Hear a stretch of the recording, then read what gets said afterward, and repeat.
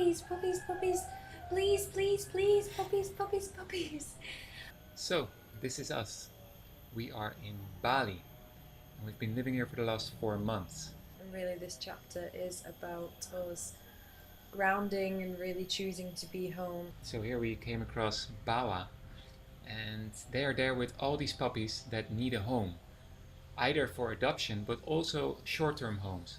Some of the dogs are still somewhat ugly, they have skin disease, they come from the streets, they have had a really tough life until they were picked up, and they just need some care for a few weeks while they get their vaccinations and their medicines to be ready for adoption. Maybe we can foster a puppy. Maybe we can give them a temporary home, and in that way we get to have some puppies. We are in the process of making two fences because tomorrow we pick up some puppies that we're going to be fostering. Some kefir for the hard worker. Thank you. When we came there were basically two puppies that really needed a home.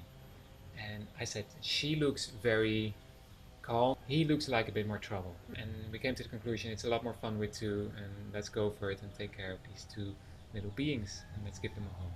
So that day we put little Louie and Debbie in our backpacks and rode home on the motorbike. What's in the backpack? What's in the backpack?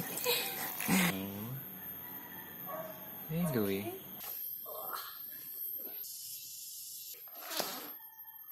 What's in this backpack? Hi, Debbie. Hi. Oh, she's all hot. Yeah. The first few days with the puppies here was really, really intense. Street dog behaviour. Boo and we everywhere, so we started Googling straight away, like how to train them. However, also it was a super beautiful time. We really got to know their personalities and to see them unfold, the way they come out of the bag first, super careful, never known a home space. They've known street life where everything is super intense and fighting for your food and like getting kicked or whatever, and then being in a cage and then coming in a home space. Yeah, they really started to blossom and really trust us as their caretakers. And Debbie was very, very shy and timid, and Louie a little bit more playful and kind of bolshy. And he really supported Debbie to come out of her shell and really encouraged her to play more. So that was super beautiful.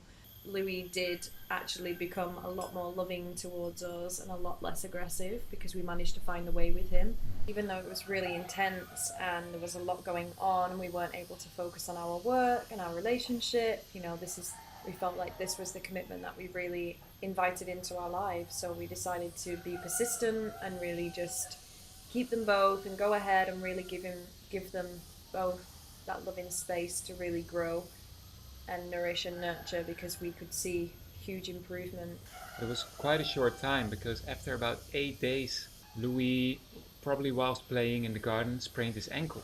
That night already, he was much more drawn in, much more inside, and he didn't want to play so much. Then the next day, he was even more drawn inwards, and he started to get a little bit of darkness around his face, like a bit glazy eyes. His whole character really changed from being really outward and playful and really wanting to engage with Debbie all the time to being really introvert and really still.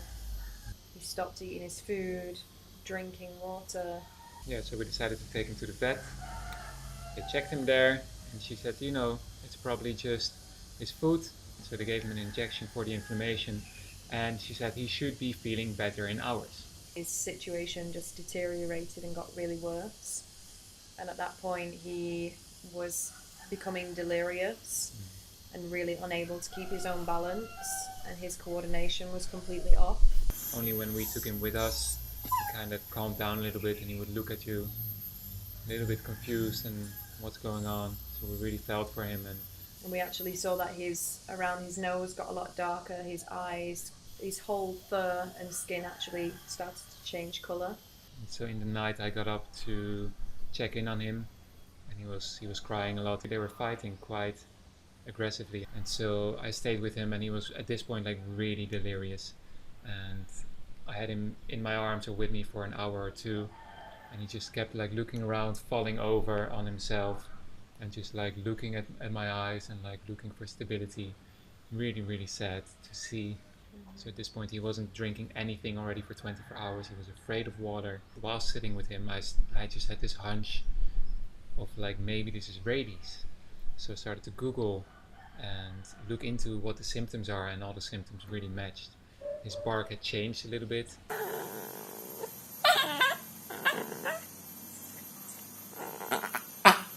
I told Hara in the morning, and I think we made a phone call to Bawa, and that we were concerned, and they came to pick him up. Quite an emotional moment. He was taken away. We didn't know whether we were going to see him again, whether he was going to be okay. Yeah, and a couple of hours later, they sent us movies and basically said that his condition looks like rabies. We just never anticipated for this to be the case. It was a really, really emotional to actually watch the movies of him really suffering and no one could do anything. And at this point, it also becomes suddenly very important what contact we have had with him. So they were very persistent, asking us, like, really think, like, have you been bitten? Have you been licked in the face? And both of us have played with him a lot, and he was a little bit aggressive. And so at some points, we both have been bitten where a little bit of blood has been drawn. And then the question is, do both of us have injections? So, thinking back, we've both been bitten. I may have been licked in the face, and it's already been like 4, 5, 6, 7 days ago. Because when you're bitten by a dog that has rabies, you need to take action straight away. And we realized that I've had my injections 10 years ago, 3 injections, so full set, whereas Hara never had any injections. And at this point it becomes a little bit scary. Very scary. Very, very scary. However, we're not sure yet whether he actually had rabies, because apparently to know whether a dog has rabies, you need to put the dog down. There's no other way to test. So at this point they decided to put Louis down, and we felt really double. For our own health and safety, he had to be put down to know whether he had rabies and what actions we need to take. But in case he doesn't have rabies and it was just a fever and a sprained ankle, he has been put down for nothing, potentially. A couple more hours passed and we actually received notice that he tested rabies positive. We were filled with so many emotions, sadness, fear for ourselves. Obviously for me it was a little bit more scary because I'd never been vaccinated. I guess it's just something that was never in my awareness until now, really knowing the seriousness of it.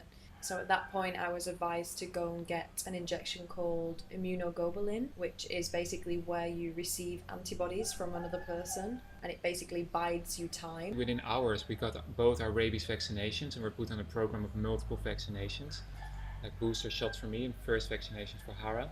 And the thing is, because it takes a week for your body to make antibodies after the injection, that's why Hara needed immunoglobulin. So I was kind of rushed to the clinic and got this injection in my finger and in my arms, and oh my gosh, it was the most intense experience. My whole finger and my whole hand was felt like it was exploding, and like my hand was kind of gonna fly off. Because there was so much pressure from this medicine, and being somebody that doesn't take any pharmaceuticals, it was really confronting for me and for my body. And for maybe like 2 weeks afterwards I had like severe stomach upset. So at this point Hara's pretty safe because she's been given antibodies as soon as possible afterwards. Plus the injections will make her body create her own antibodies. For me, however, it's a little bit more doubtful because the booster shot that I received, which was already for me a longer amount of days after being bitten, like 5 or 6 days, and then this shot takes a while before my body kicks in, so the virus has quite some time to develop, depending on how much antibodies I still had from 10 years ago. And so it's a little bit of a gray area, and we researched the shit out of it online. But you don't find any precise answers. Basically, it's 100% effective if you're on time. If you're not, a little bit of a gray area, a little bit scary. After lots of reading, I felt reassured. However, lots of questions came up.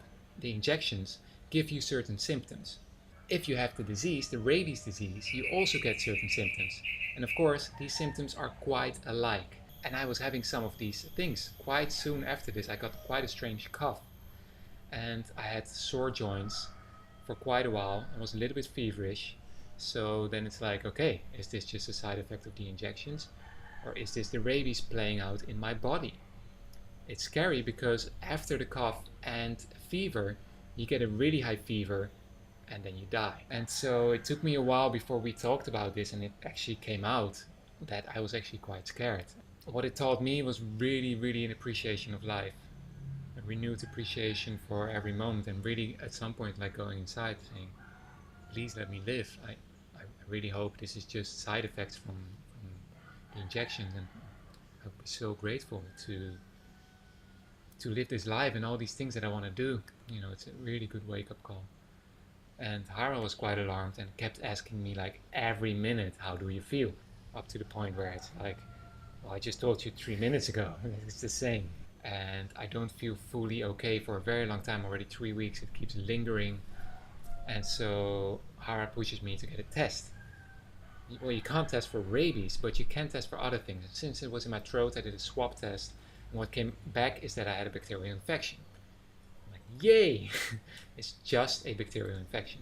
So by now, it's still a little bit in the background, but the rabies danger has passed. We feel pretty safe and super grateful that we're alive and for vaccinations to exist. So, what happened to the other puppy? Of course, because Debbie had been in such close contact with Louis, she also had to be taken into quarantine to be observed. A week later, we got notification that she actually passed away. We're not quite sure why. And she had like 5 shots of rabies vaccinations, like really soon after one another. It could have been that her puppy body, her small baby body, wasn't able to cope with such intense vaccinations, or it also could have been the rabies virus.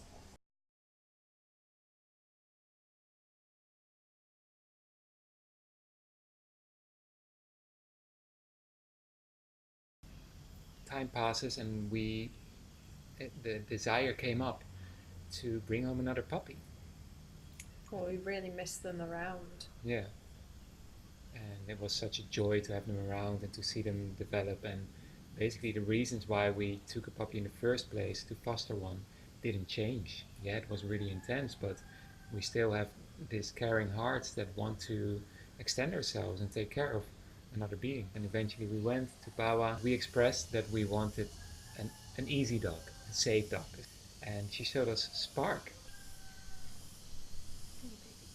So this is Spark. Spark, look here. Look in the camera.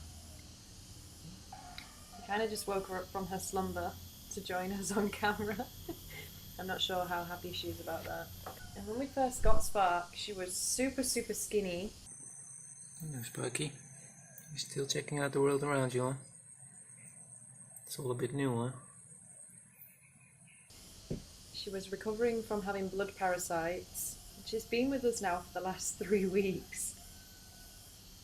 And it's great. Spark has a bit of issues with trusting people. And Hara just discovered a soft spot.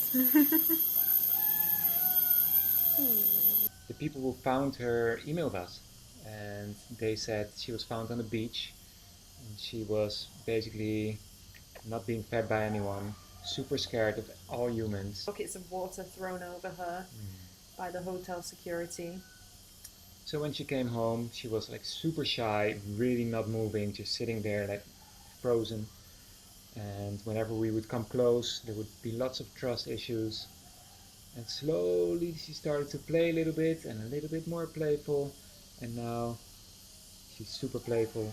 In the beginning she had very little hair. She had no muscles at all. Yeah, now she was very skinny. Now she's muscly and furry and soft. Yeah. And really healthy. In the beginning she cuddled a lot. Right now she's a lot more independent and barking. Yeah, super independent. She's like, I don't need no cuddles. Running around in the garden on her own and exploring and being really curious. Yeah, so here we are now and reflecting on this whole situation that has happened. I guess it's good to say at this point that we were very careful When we went to Bawa to maybe foster some puppies, we had already checked our vaccinations and we knew that Hara didn't have any rabies vaccinations. So we asked them, we want to make sure we don't get a dog with rabies. We were clear about it. And she said he's had his vaccinations and he's been observed, and so all should be good. That is true in 99% of the cases, but by now we've done a lot of research and I know that especially in young puppies, their immune system isn't fully active yet. It takes a much longer time for these vaccinations to work, so it would need a much longer observation. And so yeah, even though we asked and we were on top of it, sort of, it can still happen. We would recommend anyone to foster puppies, even in countries like this, but also to get your vaccinations before you do this. You can really otherwise find yourself in a really scary, sticky situation. And I want to express my gratitude, or both our gratitude, to Bawa. They've been amazing, Wow. super on top of things, organizing everything once we needed injections and our special treatment. They changed their protocols now. When you start to foster a puppy, they're more on top of having had your vaccinations. It's so fulfilling to give some care and love and see them become so loving, and all this street life hardness melts away and they just become these loving little children, these puppies. They actually get a chance to be puppies. It's all for now from the world of puppies and Deadly diseases. Bye. I just love you. I just love you. Oh.